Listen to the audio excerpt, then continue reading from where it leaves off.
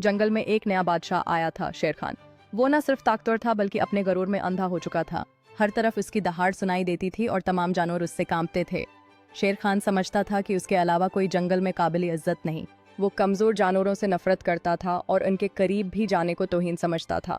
एक दिन वो अपनी गार के बाहर आराम कर रहा था, धूप में नियम ख्वाबिदा हालत में, जब एक छोटा सा चूहा मैको शरारती अंदाज में उसके ऊपर से दौड़ता हुआ गुजर गया। शेर की आंख खुली तो उसका पारा चढ़ गया। उसने झपटकर चूहे को अपने पंजे में दबोच लिया। शेर खान गिराया, तूने मेरे ऊपर चलने की जुरात कैसे की? तुझे अभी के अभी खा जाऊंगा।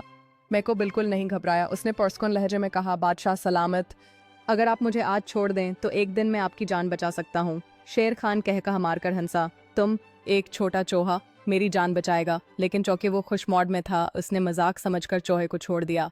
जंगल के दूसरे जानवर ये मंजर देखकर हैरान भी हुए और कुछ मजाक भी उड़ाने लगे कि शेर ने एक चूहे पर रहम किया।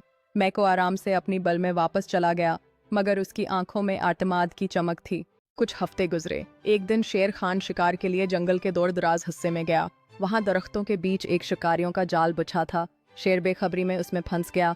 उसने पूरी कूद से दहाड़ मारी, मगर न कोई करीबी दोस्त था न मददगार। सब जानवरों को उसकी गरूर भरी बातें याद थीं, इसका रवैया याद था और वो करीब आने से कतराने लगे। शेर खान को पहली बार एहसास हुआ कि ताकत के साथ इंसानियत भी ज़रूरी है।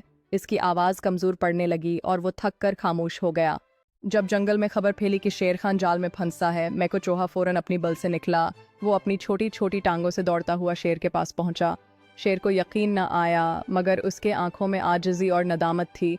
मैको ने वक्त ज़ाया किए बगैर अपने 30 दांतों से जाल काटना शुरू किया।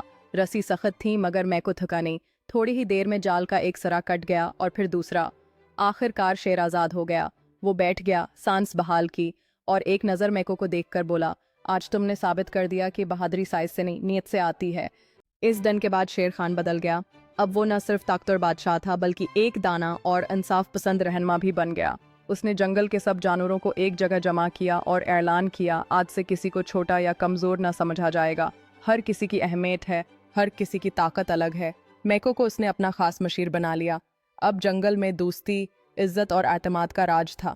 ये कहानी हर जानवर ने अपने बच्चों को सुनाई कि शेर और चौहे की असल ताकत सिर्फ जिस्मानी नहीं बल्कि दिल की गहराई से थी।